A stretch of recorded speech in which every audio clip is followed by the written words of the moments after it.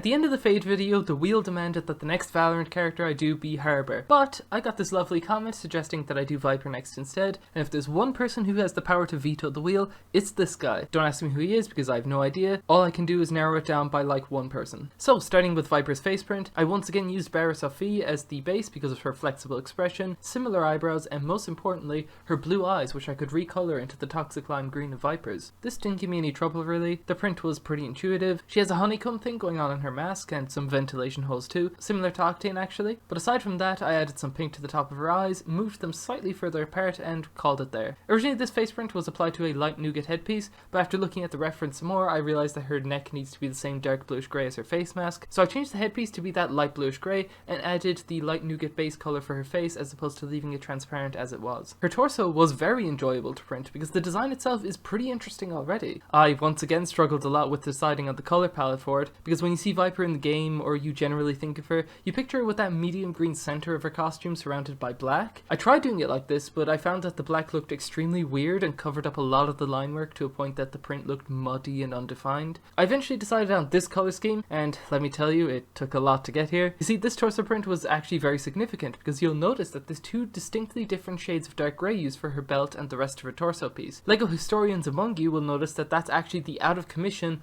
old dark grey colour that they used to use but no longer produce. I used to avoid using this colour because LEGO no longer do, but I recently made a pretty horrific discovery with regards to the colour palette I use for these figures that made me reevaluate things. Your boy's been using a completely inaccurate and incomplete colour palette this entire time, and now has a fresh new one to play around with, and so the struggles I've had with these Valorant characters and their colours are hopefully now a thing of the past. And this was the first print I made which utilised this new colour palette, which I thought was worth mentioning. Next up was the waist print, and this was just a continuation of the belt from the torso print here, so there wasn't much to write home about. Like, I just drew the thing, and that's the extent of it. What do you want from me? The right leg, I thought, went down without any issues. Choosing the angle on the top of the boot, the scale of the octagonal detail towards the top of it, and the width and location of the knee pad were the only decisions I had to make here, really. This led to problems a little later on, but we'll get to that. Left leg, you know the drill at this stage. Copy and paste, horizontal flip, all that good stuff. I was going to move on to the arm print before I realised that the lime green colour I used for her backpack straps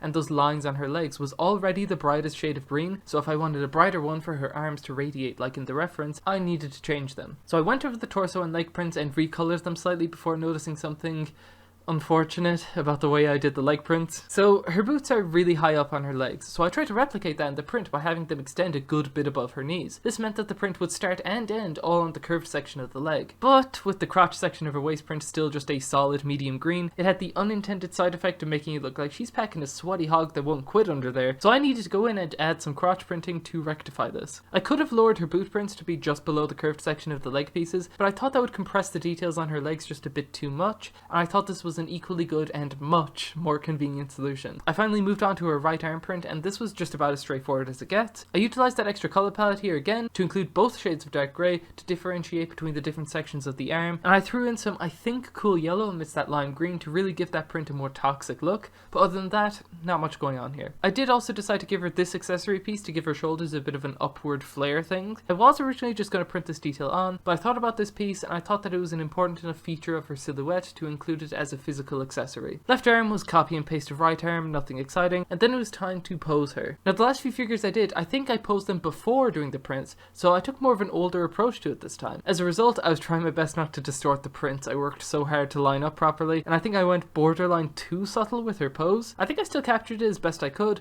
but I was super careful about it, and I really tried to minimize the amount I separated the prints by. And finally, there was the Photoshop stage. This was simple enough in the sense that I didn't have anything about the render itself to correct. I just needed to add that toxic smoke from the concept art. This involved copy and pasting it from the reference image and heavily distorting it to fit around a minifigure, but that's about it. And with that, there you go, the final figure. I think it turned out well enough, nothing too crazy, no major regrets or anything. I guess Harbor is the next character to do, unless I really want to forsake the wheel's will entirely. You know what, let's just do Harbor next.